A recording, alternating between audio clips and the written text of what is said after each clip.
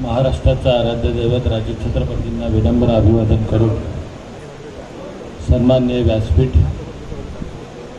आणि आता घ्यायचं या ध्येयानं निष्ठेनं प्रेरित झालेले आपण सर्व शिवसैनिक। आज माझी तब्येत बरोबर नाही आहे,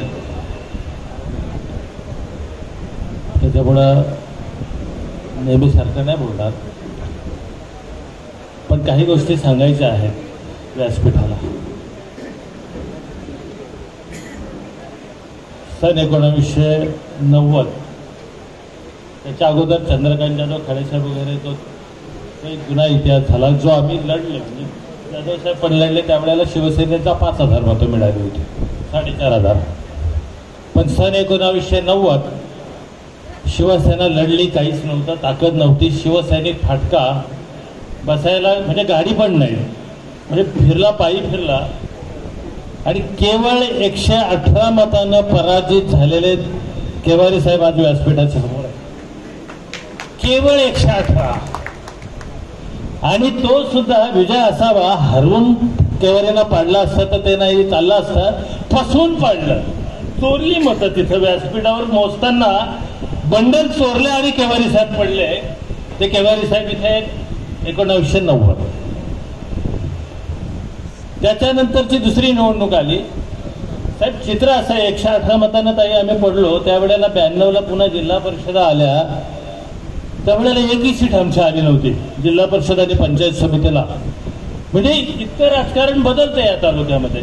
त्याच्यानंतर 1995 साल आलं, म्हणजे चंद्रकांत जाधव पासून अनेक इच्छुक होते, नंतर काही काँग्रेसच्या मंडळींना प्रयत्न केले, ते सुद्धा मदतीला धावले आणि कोणीच नाही, फक्त ठाकूर समाजाचा उमेदवार पाहिजे अशा आशानं दौलत दरोडा अगदी कोणालाच एकाही शिवसैनिकाला ओळखीचा नव्हते, त्याच्याकडे शिवसैनिक म्हणून तो नव्हता, त्याला खोटं शिवसैनिक असल्याचं पत्र घेतलं शांताराम विषयकडनं आपण, आणि तो श्रमजीवीचा तसा त्या अर्थानं कार्यकर्ता होता आणि त्याला ओळख नाही, कपडे म्हणजे अशा पद्धतीनं आणला, सजवला, बाहुल्यावर उभा केला, लग्न लावलं आणि थाटामाटात लावलं, 22,000 मतानं निवडून आणला तर तुम्ही आणला। हे दौलत दरोडाकडे 22 मतं नव्हती, 22 मतं नसलेला 22,000 आणला। ही शिवसेनेची ताकद आहे। 1990 त्याच्यानंतर दौलत दरोडा फार पराक्रमी पुरुष आहे, म्हणजे अतिशय सक्षम, कार्यक्षम, म्हणजे तत्पर माणूस आहे साहेब। अशी परिस्थिती झाली की याला तिकीट देऊ नका, पडेल हा। सगळ्या पोलिसांचा रिपोर्ट, म्हणजे इंटेलिजन्स ब्युरोचा रिपोर्ट, पक्षाचा रिपोर्ट, दिघे साहेब बोलले हराम याला मी मतदार यादी देणार नाही याला फुकट। खाडे साहेब आपल्याला हाकलून लावला आणि साल्याला 5 वर्ष आमदार केली, नंतर मतदार यादी पण मीच देऊ का? तिकीट देतो, याच्याकडे पैसे असतील म्हणून तिकीट दिलं।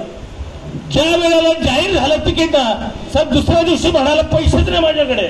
खाडे साहेब तुम्ही साक्षीदार, जगे साहेब तुम्ही साक्षीदार, पैसेच नाही।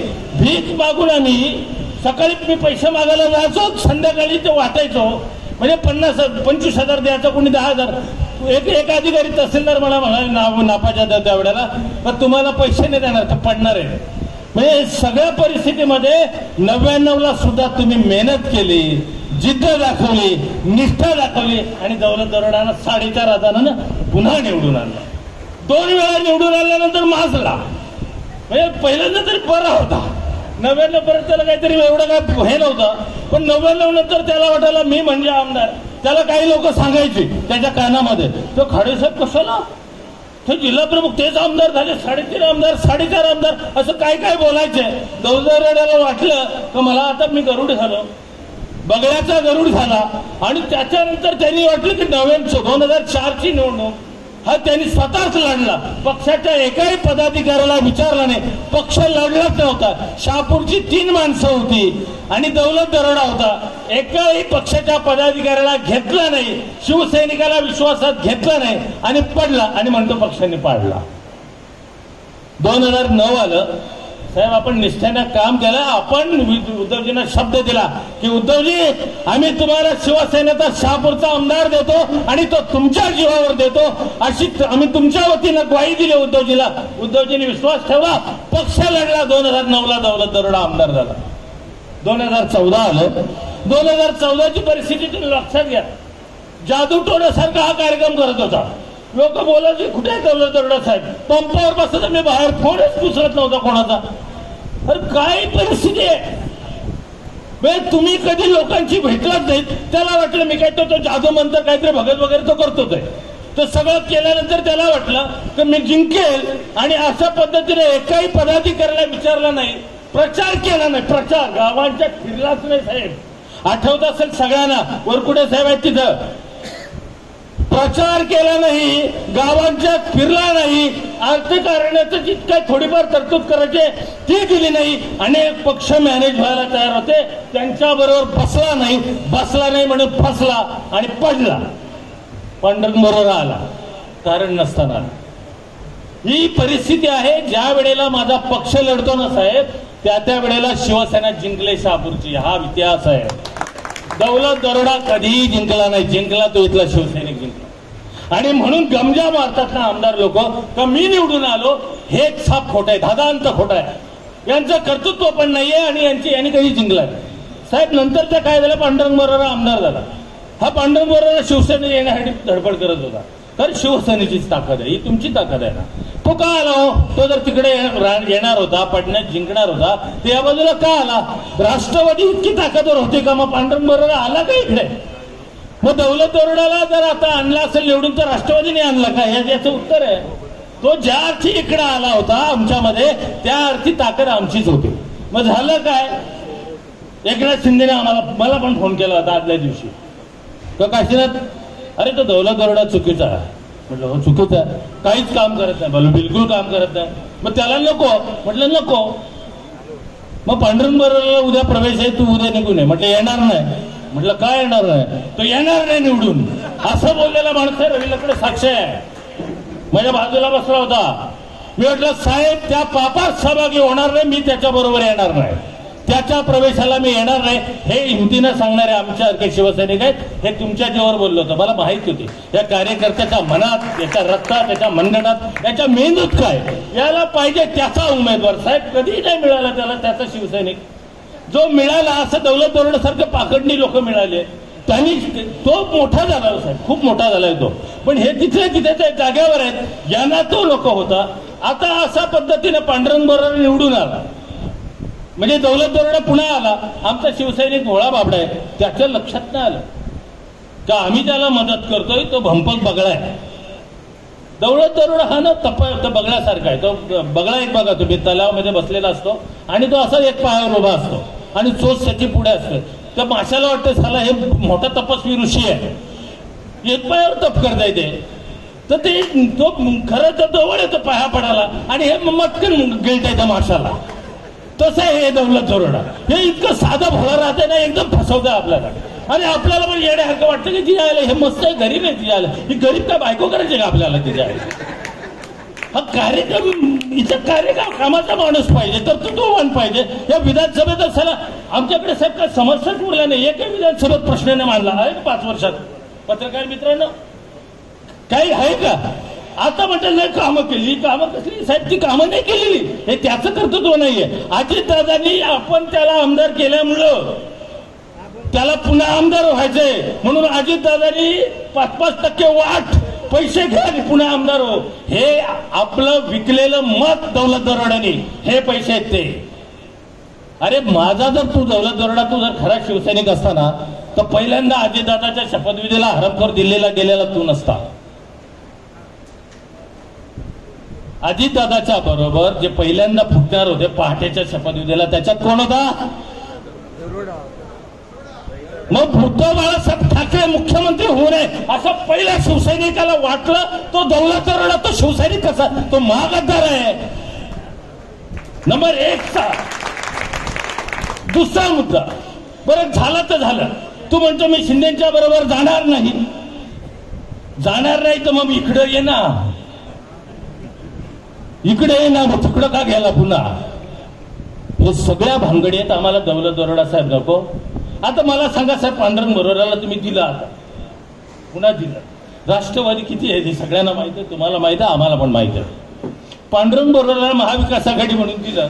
ज्या शिवसैनिकांनी शिवसैनिक म्हणून तो शिवसेनेत आल्यानंतर 2019ला ऍक्सेप्ट केलं त्याला.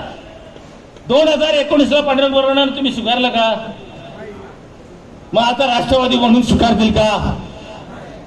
मग काय होईल पुन्हा काय होईल? भयंकर आहे ना साहेब हे चित्र. म्हणून नेत्यांनी या सगळ्या आमच्या भावना आहेत का साहेब आमच्याकडे ताकद आहे, आमच्याकडे शक्ती आहे. काल परवा आमचा शिवसैनिक हरवला होता या व्यासपीठावर, तो सगळा दिसतोय आता. कसं असतं, जातीच्या धर्माच्या ह्या फार मोठ्या गोळ्या आहेत आपल्या देशामध्ये सुरू असलेल्या, आणि या तालुक्याला ते जास्तच लागतात. पण तुम्हाला सांगतो ना, हे जर तुमच्या डोक्यात असेल ना, तर या व्यासपीठाच्या समोर आता बसलात ना, निघून जायचं आहे. इथून निघून जायचं आहे. का माहिती आहे का? हा जो कोणी उभा करू नये आपण, त्याची फसवणूक त्याच्या पाठीत, त्याच्या छातीत वार करू नका. निष्ठेने लढणार असाल तर तिकीट घ्या. ही काय एकटा बाळासारखे काशीनाथ तिवरे, शंकर काळे यांची ताकद नाही. त्यांना एकाच मताची किंमत आहे. ही सगळी तुमची ताकद आहे. आपल्याकडे पैसे नसतील, पैसे मागायचे नाही. आपल्याकडे पैसे नसतील, पण लोक काय म्हणतात माहिती आहे का? तुम्ही बोला नाही तर नका बोलू. लोक म्हणतात साहेब हे दोन्ही नको, तिसरा द्या. मग तुमचं काम संपलं की नाही? तुमचं काम संपलं की नाही? जर आपलं काम संपलंय, लोकांना वाटतंय तिसरा द्या. आता मला सांगा, 5 वर्ष कपिल पाटील साहेब प्रयत्न करत होते. फार एकदम पानाचा अभ्यास झाला. पानामधलं ते प्रत्येक माणसाचा अभ्यास केल्यानंतर मोबाईलचे ग्रुप केले, सगळं केल्यानंतर सुद्धा 43,000 मताच्या वरती कपिल पाटलांना मतं नाही मिळाली. आणि 15 दिवसाचा होमवर्क नाही, अभ्यास नाही, 15 दिवसाचा पेपर लिहायला बसले सगळे. 15 दिवसामध्ये पास झाले ना, 55,000 मतं मिळाली. 15 दिवसाचा कार्यक्रम आहे हा. बरं, जर साहेब यांना जर सांगितलं साहेब जातीभातीचं भानगडी आल्या नसताना सामरेंच्या, तर ह्या तालुक्यामध्ये महाविकास आघाडी तबाल लाखाच्या आसपास टप्पा गाठला असता, अशी ताकद आहे. आता कोण म्हणतात सामरे उभे राहिले पण कपिल पाटील निवडून आला, असं काही नाहीये. सामरे उभे राहिले नसते तर आणखी 2 लाखाचा लीड मिळाला असता. ह्या जी पडल्यात ना, ती जातीची मदत नाही, ती त्यांना पडलीच नसती, ती याच बाजूला आली असती. आणि म्हणून आता ही सगळी गणितं बदलतील. आता काही जातभीत नाही उभी राहिलेली. आता एकच आमचा शिवसैनिक उभा राहतो. मग तो कोणत्या जातीचा आहे, कोणत्या पंथाचा आहे, काही आम्हाला माहित नाही. साहेब तुम्ही नाही म्हणजे द्याच. आम्हाला माहिती आहे वरतीले बदल होतात, पण हे बदल झाले तरी आम्ही बदलणार नाही. आता आमचा कार्यक्रम ठरलाय. वरच्यांना सरळ सांगा का इथं तुम्हाला आमदार पाहिजे ना. मला एकदा 2009ला उद्धवजी म्हणाले तुमचा 100वा आमदार पाहिजेच पाहिजे. म्हटलं साहेब मिळेल ना. तो नाही लढला पाहिजे, आम्ही लढू. दौलत दरोडा जर निवडणुकीची सूत्र घेत असेल तर 100% पडेल, असं बोललो मी. आणि पक्षाने लढली पाहिजे. निवडणूक आहे पक्षाचं काम आहे, माणसाचं नाही.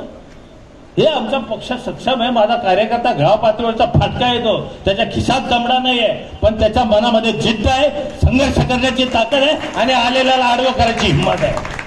त्याच्यामुळे ह्या वेळेला हे सांगण्याचा उद्देश एवढा, हा इतिहास सगळा मागचा.